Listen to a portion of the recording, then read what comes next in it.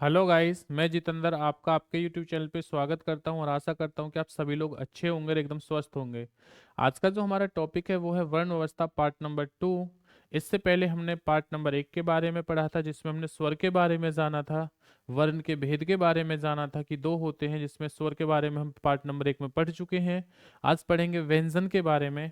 तो चलिए आज का जो टॉपिक है उसकी शुरुआत करते हैं। टॉपिक का नाम क्या रहेगा? व्यंजन। अब जानेंगे कि जो व्यंजन होता क्या है, इसकी डेफिनेशन लिखेंगे। हम लोग डेफिनेशन के बारे में जानते हैं, परिभाषा के बारे में कि व्यंजन कहते किसे हैं। जिन वर्णों के उच्चारण में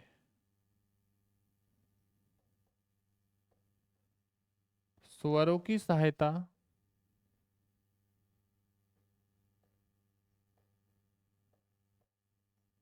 ली जाती है,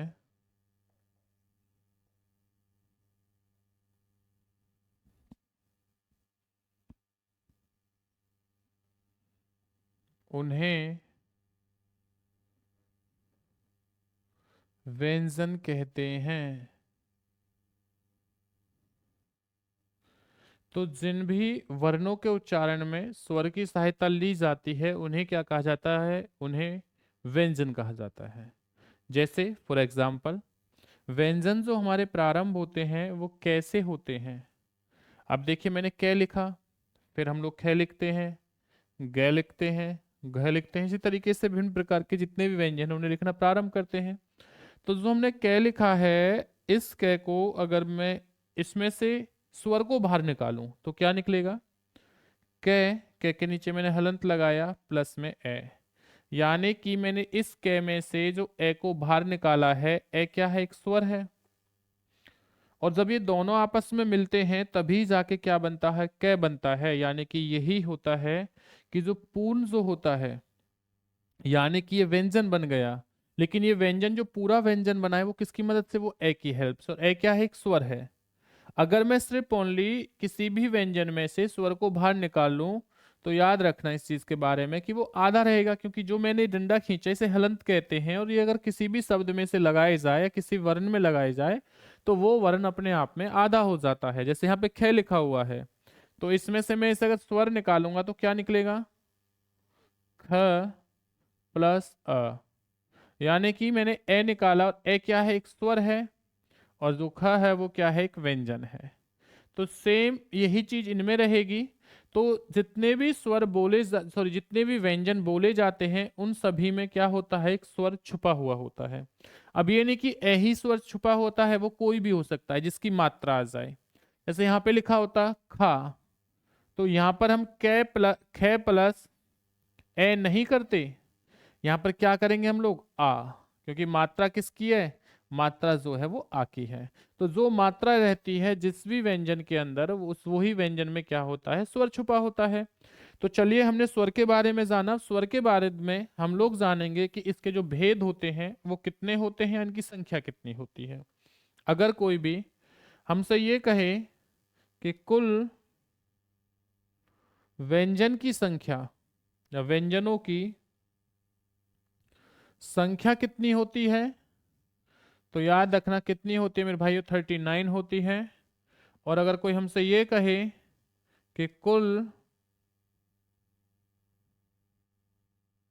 सॉरी कुल नहीं, नॉर्मल पूछने जाए कि मूल व्यंजनों की संख्या कितनी होती है, तो ये कितनी होती है? 33। कोई हमसे ये कहे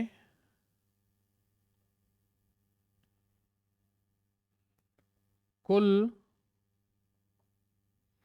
वर्णों की संख्या कितनी होती है, तो उस जगह हम कितना आंसर देंगे? 52, यानी कि 52। तो हम लोगों ने ये भी जाना कि कुल वर्णों की जो संख्या है वो कितनी है? 52 है। मूल व्यंजनों की संख्या कितनी होती है? 33 होती है। और कुल व्यंजनों की संख्या कितनी होती है? 39। तो अगर हम टोटल वर्णों की बात कर रहे हैं तो इसके अंदर हम लोगों से, यानी कि स्वर प्लस व्यंजन, इन दोनों को ही जोड़ लिया जाता है, इन दोनों के बारे में पूछा जाता है, तब कुल जाके वर्ण बनते हैं। तब क्या होते हैं? इन्हीं को कुल वर्ण कहते हैं। तो देखिए, यानी इन्हीं को क्या कहते हैं? कुल वर्ण या कुल वर्ण कहते हैं। देखो कैसे, मैंने 13 जो होते हैं वो स्वर होते हैं, प्लस में 39 बता चुका हूँ, 39 जो होते हैं वो व्यंजन होते हैं, और मैं दोनों को जोड़ूंगा तो कितना हो जाएगा? 52। और ये 52 क्या होते हैं? ये कुल वर्णों की संख्या होती है। चलिए, अब इसके बाद हम लोग जानते हैं कि जो व्यंजन के भेद होते हैं वो कौन कौन से होते हैं, इनके बारे में जानते हैं। तो देखिए, अगर मैं बात करता हूं व्यंजन के भेद के बारे में, कि व्यंजन के भेद कौन कौन से होते हैं, इस चीज के बारे में समझिए। तो सबसे पहले हमसे पूछा जाता है कि उच्चारण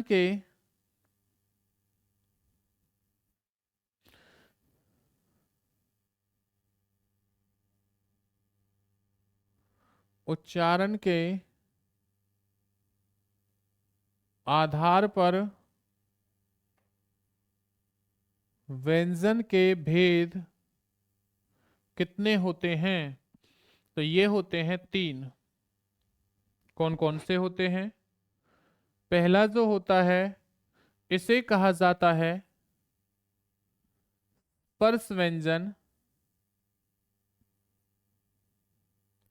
सेकंड जो भेद होता है, इसे कहा जाता है अंतस्थ व्यंजन।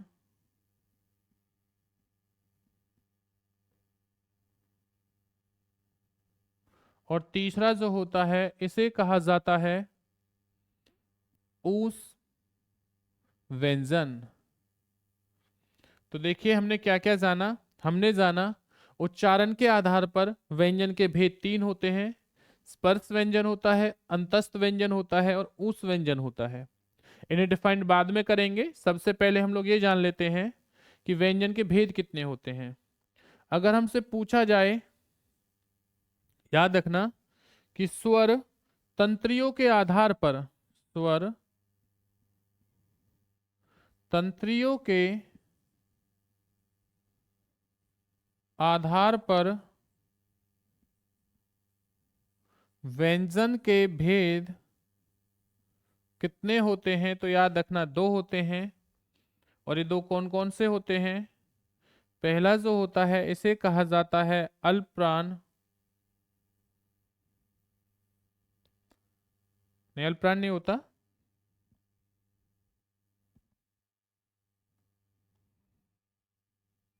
अघोष। थोड़ी मिस्टेक हो गई थी भाई, यहाँ पे थोड़ा सही कर लेना इसे, अघोष। और सेकंड जो होता है, इसे कहा जाता है सघोष। यानी कि पहले पे स्वर तंत्रियों के आधार पर या कंपन के आधार पर जो स्वर व्यंजन के भेद होते हैं वो कितने होते हैं? 2 होते हैं, अघोष और सघोष। इसी तरीके से हमसे पूछा जाता है, याद रखना, कि श्वास की मात्रा पर आधारित, श्वास की मात्रा पर आधारित व्यंजन के भेद, तो ये कितने होते हैं? 2 होते हैं। कौन कौन से होते हैं? पहले नंबर पे जो आता है, इसे कहा जाता है अल्पप्राण। और दूसरे नंबर पे जो होता है, इसे कहा जाता है महाप्राण। तो देखिए, हमने ये जाना कि उच्चारण के आधार पर व्यंजन के भेद 3 होते हैं। हम कौन कौन से होते हैं? स्पर्श व्यंजन, अंतस्थ व्यंजन और ऊष्म व्यंजन। हमने जाना स्वर तंत्री के आधार पर व्यंजन के भेद 2 होते हैं, अघोष और सघोष। श्वास की मात्रा पर आधारित व्यंजन के 2 भेद होते हैं, अल्पप्राण और महाप्राण। तो हम लोगों ने इन सब को जाना कि व्यंजन के भेद कितने होते हैं। अब एक एक करके ने डिफाइन करेंगे कि कौन से होते हैं, संख्या कितनी होती है, इन सब चीज के बारे में जानेंगे। तो सबसे पहले हम लोग स्पर्श व्यंजन के बारे में जानेंगे कि जो स्पर्श व्यंजन होते हैं यह कौन से होते हैं। तो देखिए, अगर कोई भी हमसे ये पूछे कि स्पर्श व्यंजनों की संख्या कितनी होती है, तो ये होती है 25। अब हम लोग इससे पहले स्पर्श व्यंजन से पहले ये जान लेते हैं कि हिंदी में जो वर्ग होते हैं वो कितने होते हैं। तो याद रखना, हिंदी में वर्ग होते हैं 5, और ये 5 वर्ग कौन से होते हैं, इन्हें कहा जाता है कचट तप। जैसे पहले जो होता है इसे कहा जाता है कै वर्ग, दूसरा होता है चय वर्ग, तीसरा होता है तय वर्ग, चौथा होता है तय वर्ग, और पांचवा जो होता है वो होता है पय वर्ग। इन पांचों वर्गों के अंदर 5-5 वर्ण होते हैं, और कौन कौन से होते हैं इनके बारे में भी हम लोग जानेंगे, क्योंकि यहां से एग्जाम में क्वेश्चन आता है कि इनका जो उच्चारण स्थान होता है वो कौन सा होता है, कौन सा नहीं होता है। तो हमें पता होना चाहिए कि जो ये वर्ग होते हैं यानी वर्ण होते हैं वो कौन कौन से होते हैं और कौन कौन से नहीं होते।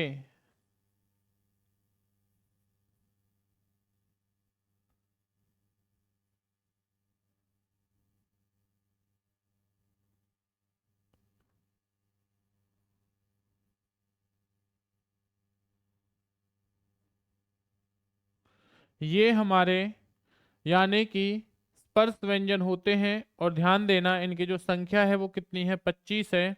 यानी हर वर्ग में 5 वर्ण है, और ये कितने होते हैं, 25 होते हैं। ये अंतिम जो वर्ण होते हैं इन वर्णों को क्या कहा जाता है, इन्हें कहा जाता है नासिक व्यंजन कहा जाता है।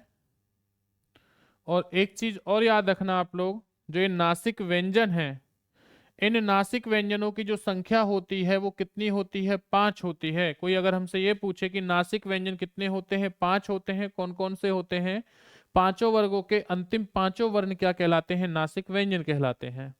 अब हम लोग जानेंगे कि इनका जो उच्चारण स्थान है वो कौन सा है, ये मुख के किस भाग से बोले जाते हैं और किस भाग से नहीं बोले जाते। तो देखिए, जो कै है, कै का उच्चारण स्थान जो होता है वो क्या होता है मेरे भाई, वो कंठ होता है। चय का उच्चारण स्थान जो होता है वो तालु होता है। टय का उच्चारण स्थान जो होता है वह मूर्धा होता है। इसी तरीके से तय का जो उच्चारण स्थान होता है वह दंत होता है, और पै का जो उच्चारण स्थान होता है वो क्या होता है, ओष्ठ होता है। यानी कि हम लोगों ने ये जाना कि मुख के किस भाग से ये सभी वर्ण बोले जाते हैं। एग्जाम में जैसे हमसे पूछा जाए कि ये बताइए भाई कि जो जय है, जय का उच्चारण स्थान क्या होगा, जय का उच्चारण स्थान क्या होगा।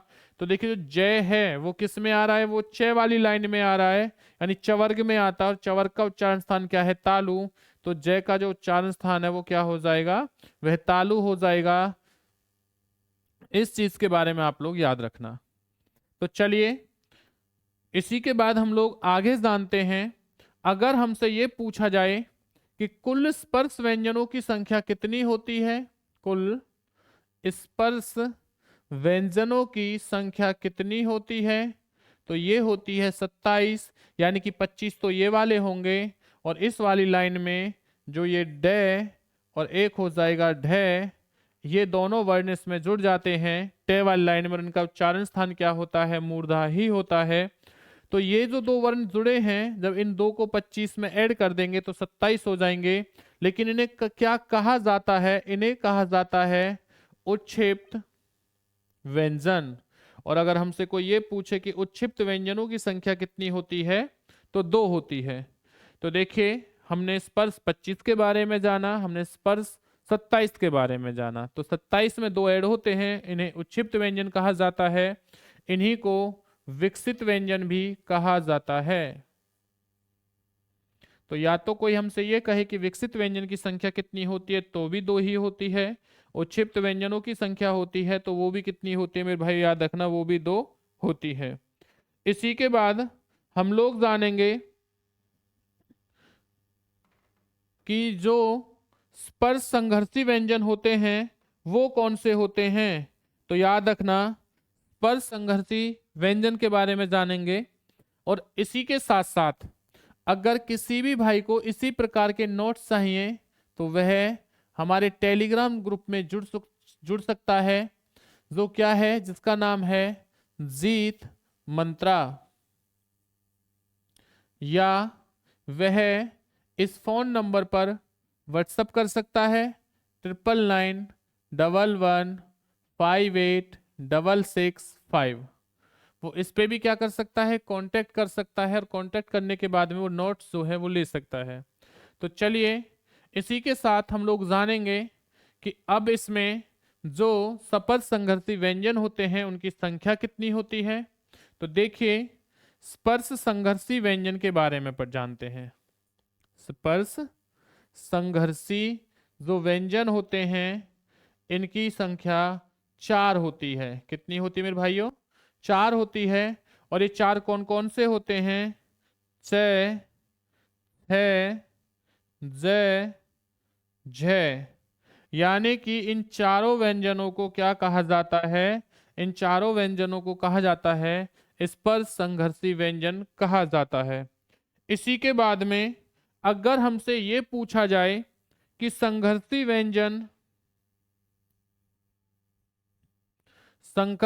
व्यंजन की संख्या कितनी होती है, तो याद रखना संघर्षी व्यंजन की जो संख्या होती है वो 3 होती है। और कौन कौन से होते हैं?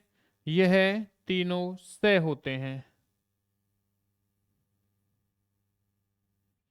इनको संघर्षी व्यंजन कहा जाता है, इन्हें स्पर्श संघर्षी व्यंजन कहा जाता है, इन्हें उत्क्षिप्त व्यंजन कहा जाता है, ये नासिक व्यंजन होते हैं। तो मैं हर चीज के बारे में आपको बिल्कुल डिटेल से बता रहा हूँ, हर चीज समझा रहा हूँ। जो भी चीज ना आए भाई वो पूछते रहिए, कमेंट्स भी करिए। अगर चीजें समझ में आ रही हैं तो लाइक करना ना भूलें, वीडियो को शेयर करना भी ना भूलिए। अगर किसी को नोट्स चाहिए तो वह इन या तो इस टेलीग्राम ग्रुप के साथ जुड़ सकता है, और उसके बाद क्या है कि आप लोग यहाँ पर हम सीधा व्हाट्सअप भी कर सकते हो, आपको नोट्स जो है वो प्रोवाइड हो जाएंगे। तो चलिए आगे बढ़ते हैं इसी के साथ में हम लोग। तो आप स्क्रीनशॉट ले लीजिए एक बार, बाकी आगे चलते रहेंगे। तो हमने उच्चारण के आधार पर स्पर्श व्यंजनों के बारे में जाना, संघर्षी व्यंजनों के बारे में जाना, हम लोगों ने स्पर्श संघर्षी व्यंजनों के बारे में जाना, हम लोगों ने विकसित व्यंजन के बारे में जाना, हम लोगों ने उत्क्षिप्त व्यंजन के बारे में जाना। तो देखिए इसी के बाद हम लोग जो जानेंगे वो किसके बारे में जानेंगे? हम लोग इसी के साथ जानेंगे कि जो अंतस्थ व्यंजन होते हैं वो कौन से होते हैं। क्योंकि मैंने आपको उच्चारण के आधार पर व्यंजन के 3 भेद बताए थे, जिसमें से पहला स्पर्श व्यंजन था जो मैं पढ़ा चुका हूं। अब जो हम लोग पढ़ेंगे वो किसके बारे? अंतस्थ व्यंजन के बारे में। इनकी संख्या 4 होती है। अब ये 4 कौन कौन से होते हैं इस चीज के बारे में जानते हैं। य, र, ल, व, ये 4 जो होते हैं इन्हें कहा जाता है अंतस्थ व्यंजन। अब जो ये होता है इसका उच्चारण स्थान किससे होता है? तालु से होता है। रे का उच्चारण स्थान जो होता है यह मूर्धा से होता है। ले का उच्चारण स्थान जो है ये किससे होता है? ये दंत से होता है। और जो वे का उच्चारण स्थान होता है ये किससे होता है? यह ओष्ठ से होता है। या मैं ये भी कह सकता हूं जो ये और वे इन्हें कहा जाता है अर्ध स्वर कहा जाता है। अगर हमसे पूछा जाए कि अर्ध स्वर कौन से होते हैं तो 2 होते हैं। कौन कौन से होते हैं ये चीज याद रखना आप लोग। इसी के बाद में हम लोग जानेंगे जो लय होता है, यानी कि जो लय होता है इसे क्या कहा जाता है? इस लय को कहा जाता है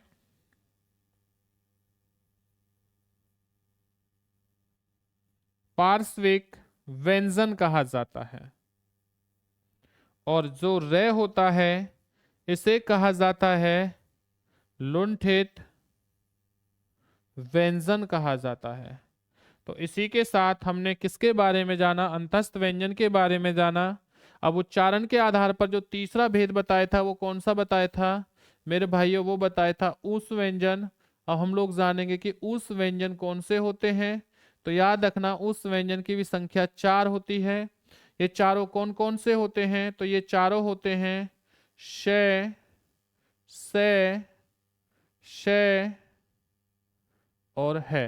इन्हें कहा जाता है उस व्यंजन। अब मैं बात करता हूं कि इनका उच्चारण स्थान क्या होता है। इस श का जो उच्चारण स्थान होता है वो होता है तालु। यानी कि तालु कौन सा भाग होता है इसे समझना। तालु जो भाग होता है ये होता है ऊपर वाले दांत के जो मसूड़े होते हैं, इनका ऊपर वाला जो भाग होता है इसे तालु कहते हैं।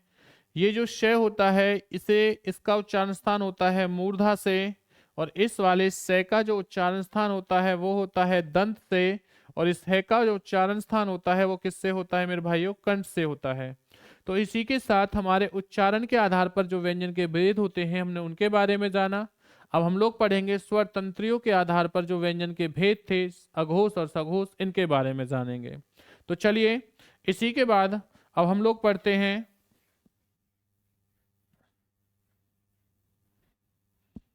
वीडियो को शेयर करना ना भूलिए, वीडियो को सभी भाई शेयर करते रहिए। और जो भी भाई नया इस चैनल के साथ जुड़ रहा है वो भाई जुड़ सकता है, क्योंकि कंप्लीट कोर्स कराने की जिम्मेदारी किसकी है? हमारी है। इस चीज के बारे में आप लोग याद रखना। तो चलिए हम लोग जो पढ़ेंगे वो किसे पढ़ेंगे याद रखना। हम लोग पढ़ेंगे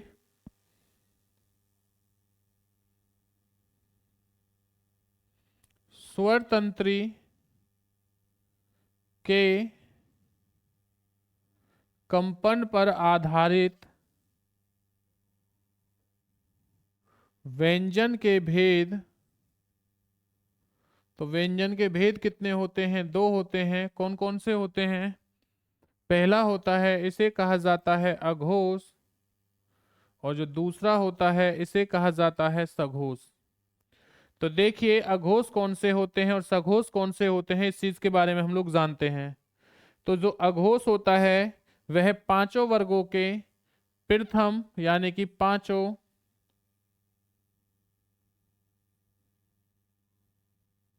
वर्गों के पहला और दूसरा वर्ण तथा तीनों जो से होते हैं वो किस में आते हैं याद रखना? वो आते हैं अघोष के अंदर।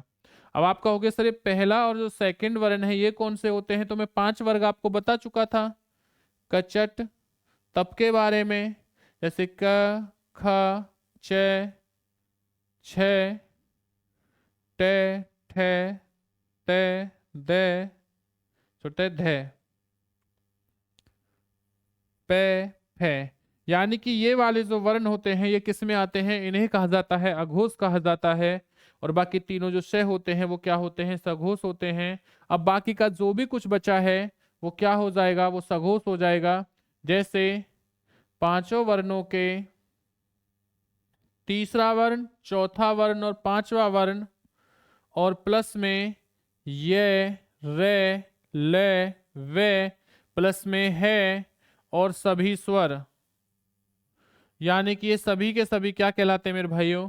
ये सभी के सभी सघोष कहलाते हैं। इसी के बाद हम लोग जानेंगे किस चीज के बारे में, कि जो यानी कि हमारा क्या बचा? श्वास की मात्रा पर आधारित, श्वास की मात्रा पर आधारित व्यंजन के भेद। तो ये कितने होते हैं? ये हम लोगों के 2 होते हैं। अब 2 कौन कौन से होते हैं इस चीज के बारे में हम लोग जानेंगे। तो देखिए अगर मैं इन दोनों की बात करता हूं तो ये कौन कौन से 2 बताए थे मैंने आपको? सबसे पहले जो बताया था वो बताया था अल्पप्राण, और सेकंड जो बता रहा था वो क्या बताया था? महाप्राण। तो हम लोग अब अल्पप्राण के बारे में जानेंगे और महाप्राण के बारे में जानेंगे। तो याद रखना अल्पप्राण में क्या आता है? अल्पप्राण में 5 वर्णों के पहला वर्ण, तीसरा वर्ण और 5वां वर्ण, और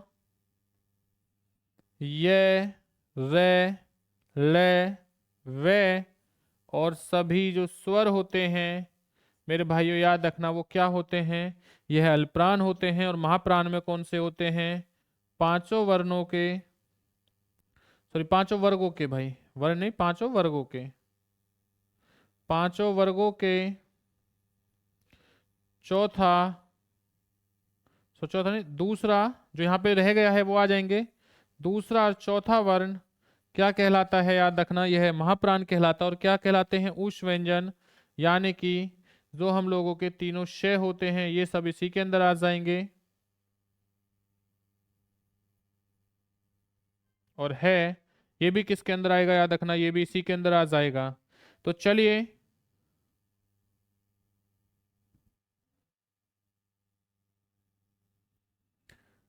इसी के बाद हम लोग जानेंगे किस चीज के बारे में? याद रखना, हम लोग इसके बाद में जानेंगे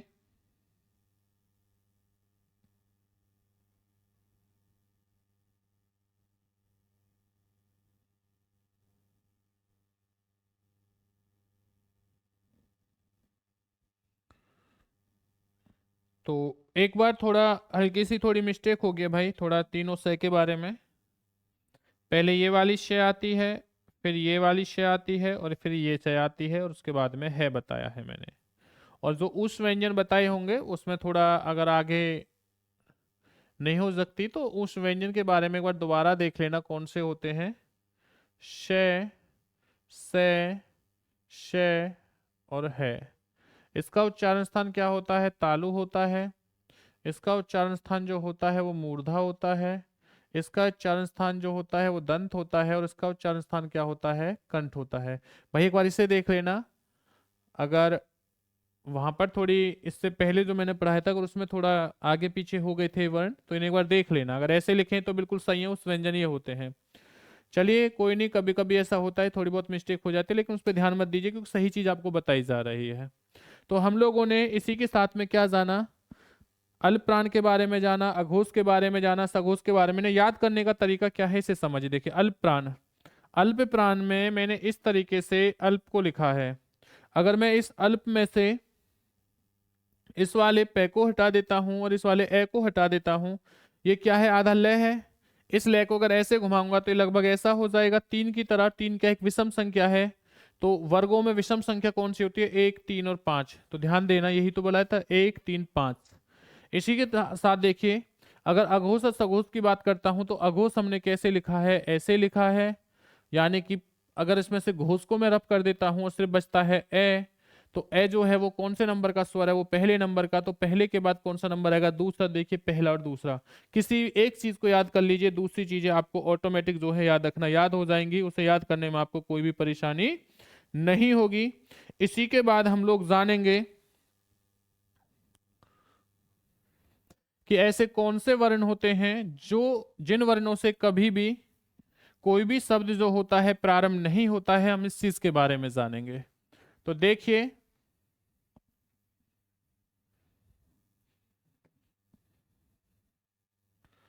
अगर आपको यह वर्ण कहीं भी दिख जाए,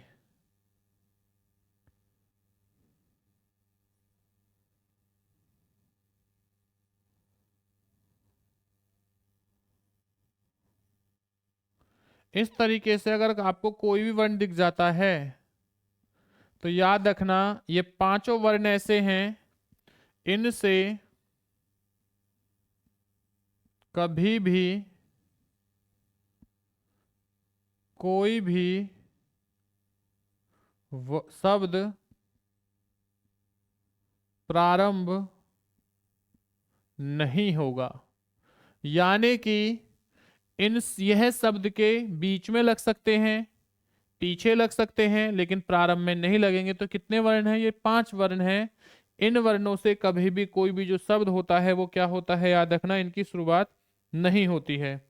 उसी के बाद हम लोग जानेंगे कि जो आगस स्वर होता है वो कौन सा होता है। तो याद रखना, अगर आगस स्वर की बात कर रहा हूं तो आगस स्वर होता है जिस पर भी क्या होता है मेरे भाई? चंद्र बिंदु होता है, अर्ध चंद्र बिंदु, ये क्या होता है? आगस स्वर होता है। और जो ओ होता है ये किस भाषा से आया है?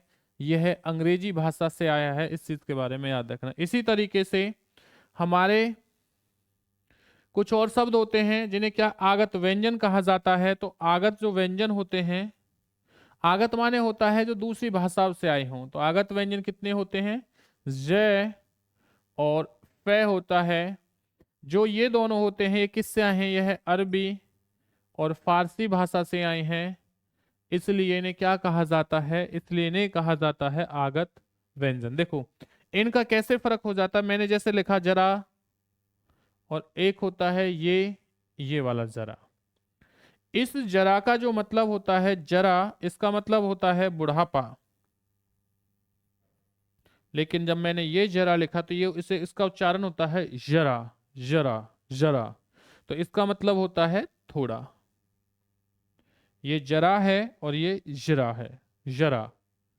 तो इन दोनों के बारे में आपने जाना। हमने स्वर के बारे में जाना था कल वाले पार्ट नंबर भाग 1 में, और आज हमने जाना है व्यंजन के बारे में। इसी के साथ हम लोग जानेंगे इसी में संयुक्त व्यंजन के बारे में कि संयुक्त व्यंजन कौन से होते हैं। तो याद रखना संयुक्त व्यंजन 4 होते हैं, थ, त्र, ग और श्रय। ये जो होते हैं इन्हें संयुक्त व्यंजन कहा जाता है। इसका जो मेल, ये जो मिलकर बनता है संयुक्त माने दो वर्णों से मिलकर क प्लस श प्लस ए, या तो मैं ऐसे भी कर सकता हूं या फिर मैं क और स इस तरीके से भी इसका वर्ण विच्छेद कर सकता हूं। ऐसे ही इसका क्या होगा, तय प्लस में रे प्लस में ए हो जाएगा, या तय प्लस में रे भी कहूंगा तो ये भी सही है। इसी तरीके से जय प्लस में जो न्या होता है प्लस में ए हो जाएगा, या फिर जय प्लस में न्या हो जाएगा भाई। इसी तरीके से यहाँ पर से प्लस में रे हो जाएगा, और प्लस में रे में से ए बाहर निकाल देंगे, यानी स्वर बाहर निकाल दिया, या फिर मैं इसे डायरेक्ट से प्लस रे भी लिख सकता हूँ। तो इन्हीं को क्या कहा जाता है? इन्हें कहा जाता है संयुक्त व्यंजन।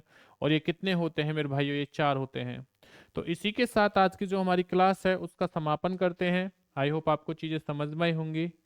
तो इसी तरीके से वीडियो के साथ, अगर आपको इसी तरीके की वीडियो चाहिए तो भाई वीडियो के साथ क्या है, हमेशा जुड़े रहिए, शुरू से प्रारंभ तक देखा करो, और चैनल को ज़्यादा से ज़्यादा सब्सक्राइब कीजिए। मिलते हैं अगली क्लास में। जय हिंद, जय भारत।